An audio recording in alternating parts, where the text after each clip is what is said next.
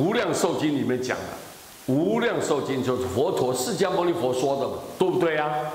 释迦佛陀说，其佛本愿力，就是这一尊佛，哪一尊佛啊？就是阿弥陀佛，西方极乐世界的阿弥陀佛，他本愿力啊，他根本的誓愿，根本的誓愿。誓愿是什么？要成就之后的名号，成佛以后的名号，来让众生依靠，让众生依靠。各位，他要用这种名号的力量来救度一切苦海的众生。那么闻名忆往生，听到凡是有缘的一切十方众生，不管你哪个对象就对了，不管你哪个对象，你任何一个人。只要你听到这个名号，原来是佛要救我，哎呀，满心的欢喜，充满着无限的希望，信心十足。原来他不嫌弃我是一个凡夫苦海的众生，我是一个造罪造业，是一个非常低俗庸俗的、很优劣的，是一个下根器的众生。但是他不嫌弃我，只要我一念佛，他要救我。哎呀，我安心了，所以我听到这个名号就是我的希望，我一定愿意往生，我愿意发愿往生，我愿意往生。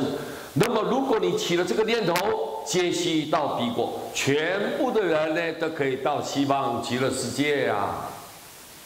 从今之后，我们娑婆跳出这个苦海，跳出娑婆世界，离开六道轮回，直接往生西方。那么，我们去成就道业。成就道业，最后一定成佛。所以你只要听到这个名号，我一直想，我愿意，我有一股内心当中的对自己的承诺，我一定要到极乐世界。你有这么一个想法的人，全部就能够达成你的心愿，顺利的往生到极乐世界，自不退转。你自然达到了，达成了，不退转。一到了西方，不会再退转。不会再退转，最起码都是初地菩萨以上喽，不会受道业进退的影响一直到最后成佛。所以我们不会再退转了，不会再退转。弥勒白佛言，就佛言，但是我们这里呢，恐怕你们听不懂，所以弥勒菩萨就告诉佛说了，就禀告着向佛说：哎呀，受佛众悔呀！今天我们大众，它是一个代表众，是一个影响众。好，它代表了大众向佛说：我们接受了佛，你这么殷重、这么用心的教诲，这么殷重的提醒我们，给我们教诲，我们大家要怎么样专精修学？我要很专心，就是要诚心呢。精就是我一定要精进。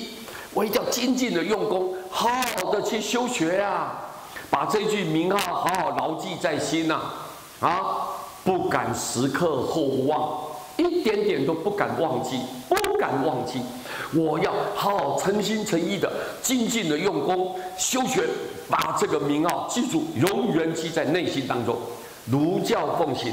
我如实的、实实在在的接受佛的教育，提醒我教导我一切都要遵行奉行，依教奉行，我不敢违背，我一定要好好这样去做。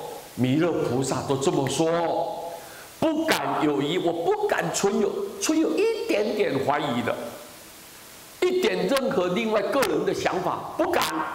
我知道，因为佛不会欺骗众生嘛，佛是一个最大圆满智慧的修行人。所以他不可能欺骗众生，不可能打妄语来让众生受害。所以他讲的话，我们不敢存有一种存疑怀疑，不敢。我们一定依教奉行。所以弥勒菩萨代表我们这个与会的，在听无量寿经的这所有一切众生。不管是菩萨，不管是罗汉，不管是辟支佛，不管是出家人或者在家人可能是天人、天上的人，十方法界、四生六道，你看不到的一切众生，代表所有的众生向佛来禀告：佛你太慈悲了，我们接受了你这么殷重、这么慎重的这么诚心的来教诲我们，提醒我们，我们一定要很诚心，好好的精进用功，不敢违背，不敢存疑。对，你看这一章重不重要？重不重要啊？连弥勒菩萨都这么说，不敢有任何怀疑。那我们在座各位，你看我们跟弥勒菩萨差了天壤之别，对不对？天壤之别，人家都知道说，原来这个话是这么重要，这个话这对众生是这么受用，所以我们不敢违背，我一定依教奉行啊，如实的、实实在在的按照这样按部就班的去做，脚踏实地的这样去实行。各位，等一下，弥勒菩萨都这么说，佛一交代的话，他马上就信受、相信、接受，而且不敢一点点违背。所以我们就知道说，哦，太重要了，太重要了！末法的众生，末法的众生，尤其在这种五浊恶世娑婆世界这么多灾多难的环境当中，我们怎么样能够避免不要受到这个灾难的临身？临身不要发生在你的身上，也能够让你安然自在、平安的逢凶化吉度过这个困难，而且能够最后往生，你的灵魂神识能够非常清楚、非常自在的、毫无挂碍的，就跟着佛到西方极乐世界去逍遥自在，去听经闻法，去成就道业。